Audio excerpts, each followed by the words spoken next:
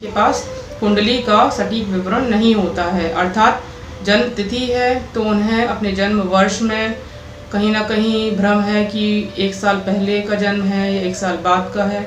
यदि जन्म तिथि और जन्म वर्ष दोनों ही उनको पता है तब वह कभी कभी अपने जन्म के समय में बहुत ज़्यादा स्थित नहीं रहते हैं कि यह जन्म समय 1 घंटे पहले का है, सुबह का है, शाम का है।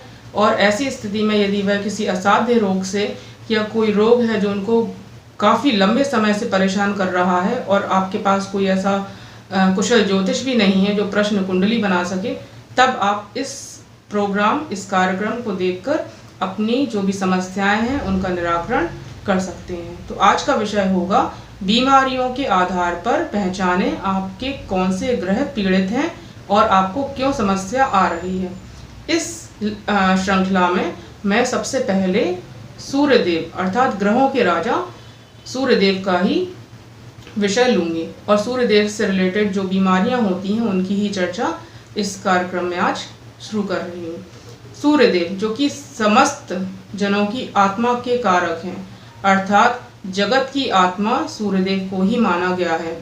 सूर्यदेव जो कि आत्मा के कारक हैं उनको ज्योतिष शास्त्र में हड्डियों का भी कारक माना गया है। इसीलिए यदि किसी की लाइफ में बार बार हड्डियों से संबंधित कोई विकार उत्पन्न हो रहा है, अर्थात उनकी हड्डियां कमज़ोर हैं या बहुत ज़्यादा शरीर में दर्द रहता है और वो हड्डियों का दर्द है, तब वह जो बीमारी है वह सूर्यदेव की दी हुई बीमारी है। अर्थात आपकी कुंडली में कहीं ना कहीं सूर्यदेव पीड़ित हैं, वह पापक ग्रहों से ग्रस्त हैं, युत हैं या उनका डिग्री वाइज जो बलाबल है वो बहुत ही कम है।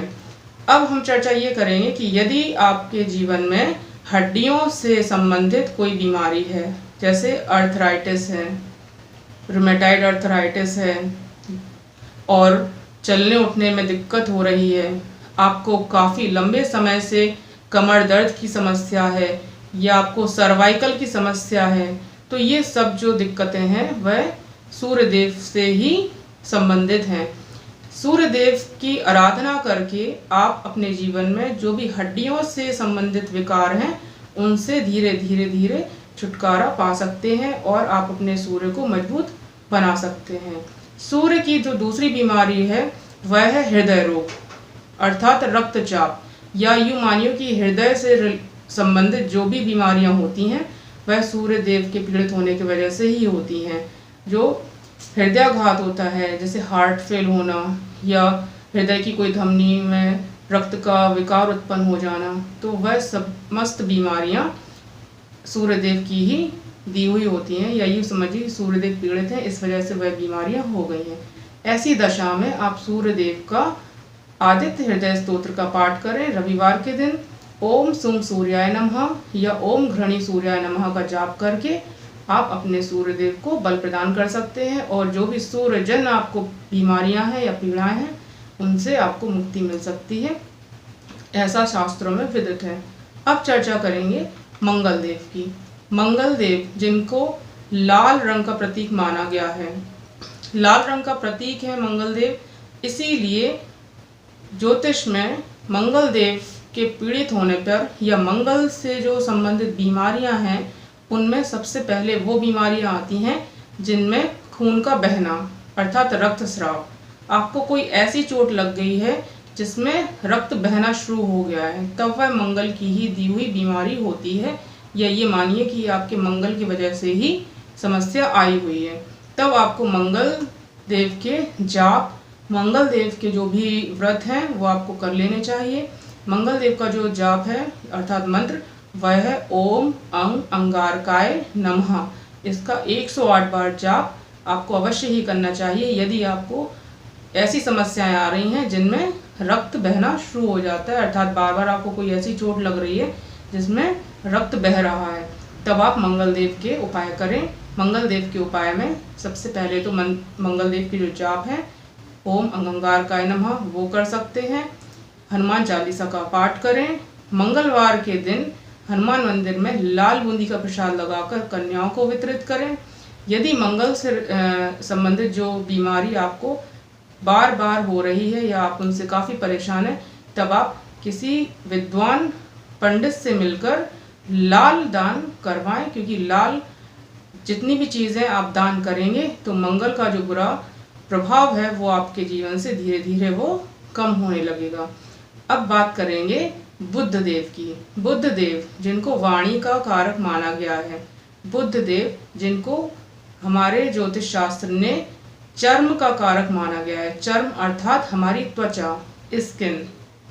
जब भी व्यक्ति को वाणी से संबंधित कोई विकार होता है, अर्थात वह अपनी बात दूसरों को सही ढंग से नहीं समझा पा रहा है, या वह बात करने में हिचकिचा रहा है, हकला रहा है, तुतला रहा है, तो यह सब जो विकार हैं वह बुध देव के ही वजह से होते हैं। अर्थात जब बुध देव पीड़ित होते हैं या वो कमजोर होते हैं तब वाणी से संबंधित विकार होता है। बुध देव की दी हुई दूसरी बीमारी है त्वचाजन्य रोग, अर्थात आपको त्वचा पर जितनी भी बीमारियां हो रही हैं, दांत, खाज, खुजली या आपके स्किन में जो भी इन्फेक्शन है, वो सब कुछ बुध देव के पीड़ित होने की वजह से ही होती हैं। बुध देव जो कि हमारी बुद्धि के कारक हैं, यदि कोई व्यक्ति बार बार याद करने पर भी पाठ को याद नहीं कर पा रहा है, तब भी ये मानिए कि उसका बुध ग्रह बहुत ही ज़्यादा पीड़ित है। बुध को मजबूत करने के लिए ओम गंग गणपतये नमः का जाप 108 बार प्रतिदिन करें, गणेश जी की आराधना करें, गणेश अथर्व शीर्ष का पाठ करें और गणेश जी को बुधवार के दिन दूर्वा अर्पित जरूर करें। इसके अलावा हरी घास गाय को खिलाएं, हरी मूंग की दाल दान दें। यदि बुध ग्रह आपके कुंडली में मारक ग्रह है और वो आपको बहुत बेकार प्रभाव दे रहे हैं, तब आप बुध से रिलेटेड जो दान है वो भी आप कर सकते हैं। इससे आप जो त्वचाजन्य रोग हैं या वाणी की जो समस्या है उनमें आपको काफ़ी ज़्यादा फायदा होगा और आपकी समस्या धीरे धीरे खत्म होने लगेंगी, या ये कहिए कि आपकी वाणी में जो सुधार आने वाला है वो जल्दी आएगा। त्वचाजन्य जो समस्याएं हैं वो धीरे धीरे अच्छी हो जाएंगी। कि यदि रक्त में कोई भी संक्रमण हो गया है तो वह मंगल की समस्या होती है। इस प्रकार अलग अलग ग्रहों से अलग अलग समस्याएं हो सकती हैं।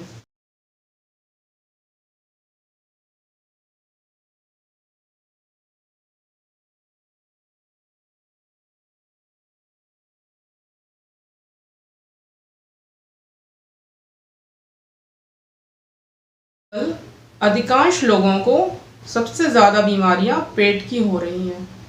तो ऐसा कौन सा ग्रह हमारी कुंडली में पीड़ित है जिसकी वजह से पेट की समस्याएं उत्पन्न होने लगती हैं? चाहे वह फैटी लीवर हो, चाहे वह अपच की समस्या हो या गैस बनने की समस्या हो, पेट की जितनी भी समस्याएं हैं वह सब बृहस्पति की वजह से ही होती हैं।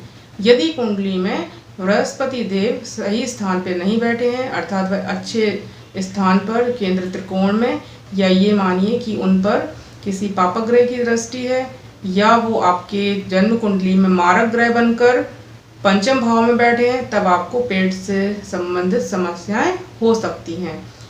बृहस्पति के वजह से यदि आपको पेट से संबंधित जो विकार उत्पन्न हो रहे हैं, उसके लिए सबसे अच्छा उपाय है कि आप बृहस्पति देव का व्रत रखें, पीली चीज़ें बृहस्पति के वार के दिन धारण करें, और यदि वो मारक ग्रह बन रहे हैं आपकी कुंडली में तब आप उनके दान भी साथ में करें, क्योंकि पीले वस्तुओं और पीले वस्त्रों का और पीली दाल का दान करने से बृहस्पति देव का जो बुरा प्रभाव है वो आपके शरीर से, आपके ऊपर से धीरे धीरे कम हो जाएगा, क्योंकि बृहस्पति देव सबसे ज़्यादा पेटजन्य रोग ही देते हैं। अब चर्चा करेंगे शुक्र देव के बारे में।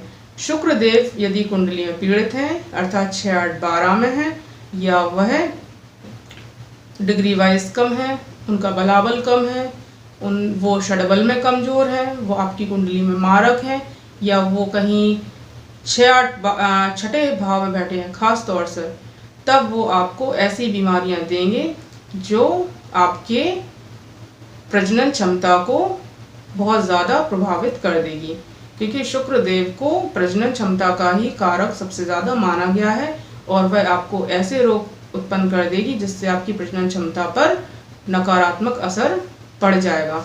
ऐसे में आप जो शुक्रदेव हैं उनसे संबंधित जाप करेंगे, दुर्गा सप्तशती का पाठ करेंगे और शिव जी की आराधना करेंगे, तब शुक्रजन्य जो बीमारियां हैं वो आपसे दूर हो सकती हैं। और ये मानिए कि जो प्रजनन क्षमता यदि किसी की कमज़ोर हो रही है तो वो शुक्रदेव के उपाय करने से अपनी सही स्थिति में आ सकती है। हालांकि जो बांझपन की समस्या है या नपुंसकता की समस्या है वो शुक्रदेव की भी दी हुई है और वो साथ साथ में बुधदेव और शनिदेव की भी दी हुई होती है। क्योंकि ज्योतिष शास्त्र में बुधदेव को और शनिदेव को एक नपुंसक ग्रह माना गया है।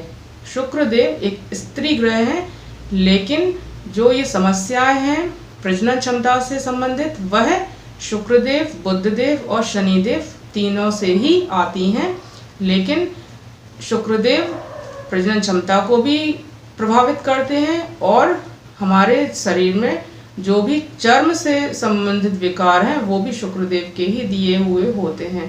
तो इस प्रकार कह सकते हैं यदि कुंडली में बुध ग्रह और शुक्र ग्रह पीड़ित है तब आपको चर्म रोग और बांझपन या नपुंसकता की जो समस्याएं हैं वो होने की संभावना सबसे ज़्यादा बन सकती है, क्योंकि इन दोनों ग्रहों के वजह से ही चर्म रोग भी होता है। अब बात करेंगे शनि ग्रह के बारे में। शनि ग्रह जिसको दुख, शोक, विषाद, अवसाद इन सब का कारक माना गया है, कष्ट, पीड़ा, नाम से ही जाहिर हो रहा है कि कुछ ऐसी समस्या ही शनिदेव देने वाले हैं जिनकी वजह से व्यक्ति को अत्यधिक कष्ट और शोक में वो जा सकता है। तो इसमें सबसे पहला जो नाम आएगा वह है डिप्रेशन अर्थात अवसाद। शनिदेव की वजह से ही अवसाद की समस्या होती है।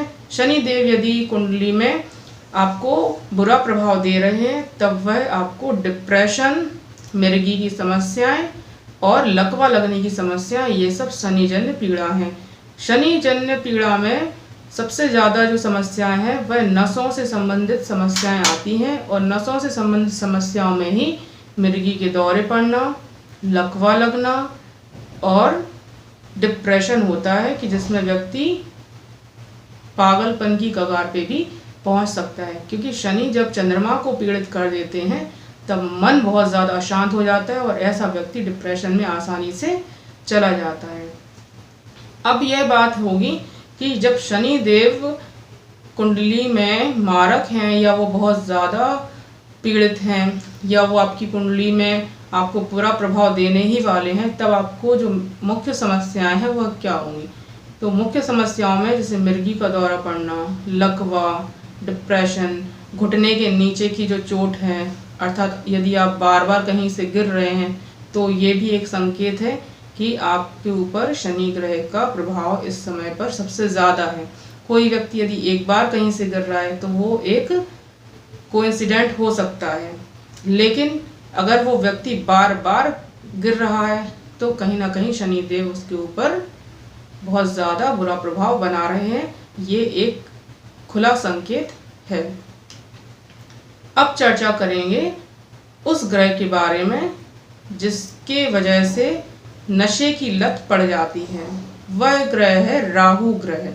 राहु देव या राहु ग्रह जिस भी व्यक्ति की कुंडली के द्वितीय भाव से संबंध बना लें उस व्यक्ति को नशे से संबंधित लत हो जाती है, क्योंकि द्वितीय भाव हमारे खान पान का भाव है और ऐसा खान पान जो व्यक्ति को ऐसी दुनिया में ले जाए जो काल्पनिक है, तो उसमें सबसे ज़्यादा उन्हीं चीज़ों का नाम आता है जैसे कि ड्रग्स।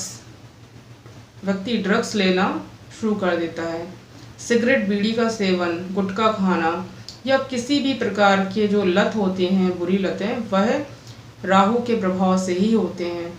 शराब पीने की जो आदत है, कोई भी ऐसी बुरी चीज़ खाने पीने की जिसकी आपको लत लग गई है और वो लत नहीं छूट रही है, तो यह है राहु का बुरा प्रभाव जब आप अपने जीवन में इस प्रकार की समस्याएं देखने लगते हैं।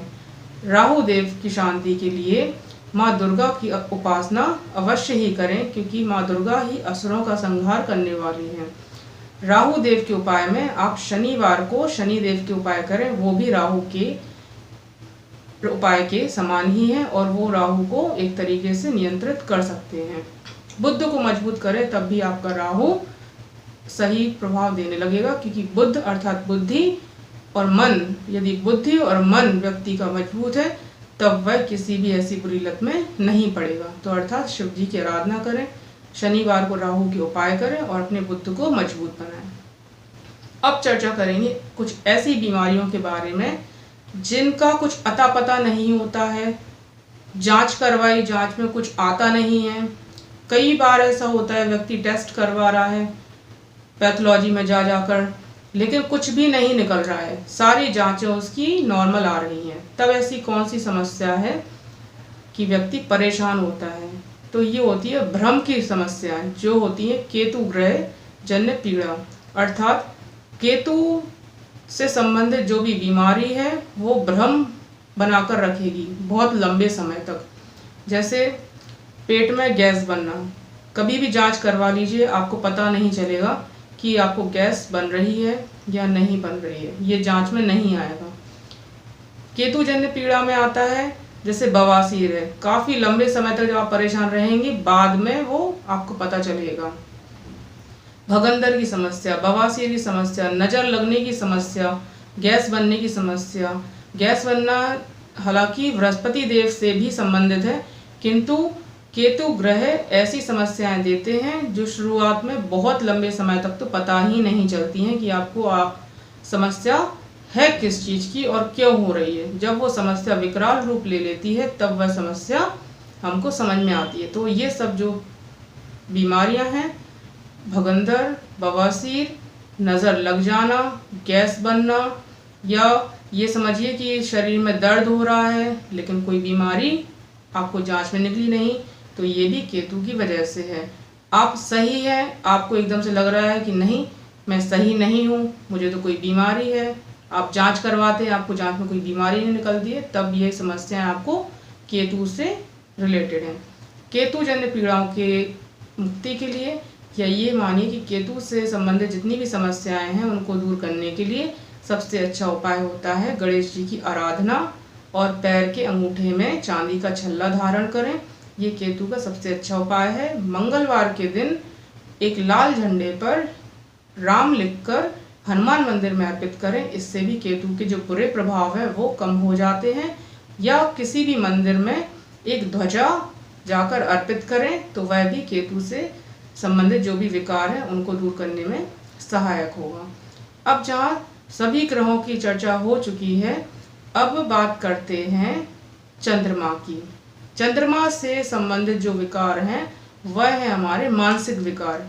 मन कमजोर हुआ तो मानसिक विकार उत्पन्न हुए। चंद्रमा जो कि मन का कारक है, चंद्रमा पर कहीं से भी पापक ग्रह की दृष्टि हो, राहु केतु शनि, तब चंद्रमा पीड़ित हो जाता है और ऐसे में वह बहुत ही ज़्यादा कमज़ोर होता है। और व्यक्ति जब बहुत ज़्यादा पापक ग्रहों से पीड़ित चंद्रमा हो तो ऐसा व्यक्ति पागलपन की कगार पे पहुंच जाएगा, उसको पागलपन के दौरे पड़ेंगे, वह मानसिक अवसाद की बिल्कुल अंतिम स्थिति में भी पहुंच सकता है। यदि किसी व्यक्ति का चंद्रमा अत्यधिक पीड़ित है, वह पागलों जैसी हरकतें करने लगेगा।